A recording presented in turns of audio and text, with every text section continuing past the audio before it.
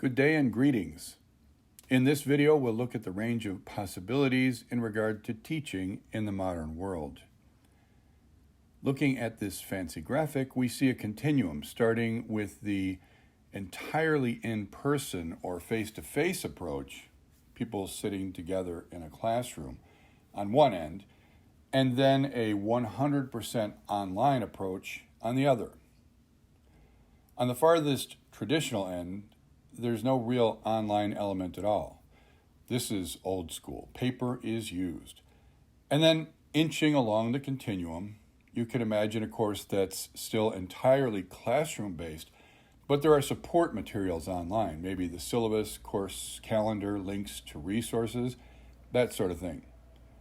I think most traditional style classes nowadays are of this type, face-to-face but with a presence on the learning management system. At some point in this continuum, we move from purely support and information online to having actual instruction, learning happening, not in the classroom, but online, where what happens online takes the place of some classroom time. And here begins what are called hybrid or blended or mixed models.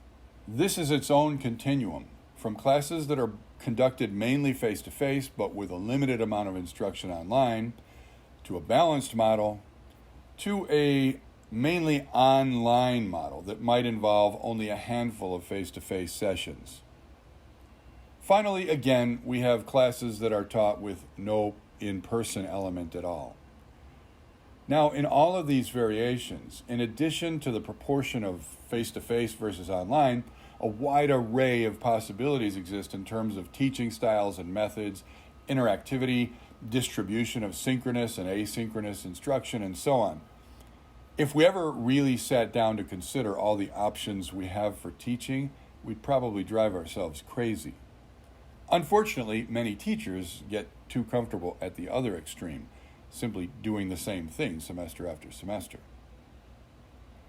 In many schools, all these possibilities are boiled down to three general types: traditional face-to-face, and then hybrid or blended courses that could be further divided depending on the proportion of face-to-face and online, and then all online. But while we look at this stuff, it's important to keep in mind the bigger picture. It's not about technology and whether or how we use it. First and foremost, it's about teaching and learning. There's a certain level of technology needed, of course, quite a lot, really. But once we have a foothold in the tech, we can focus on the real issue, pedagogy. How all of this can change, should change what we do.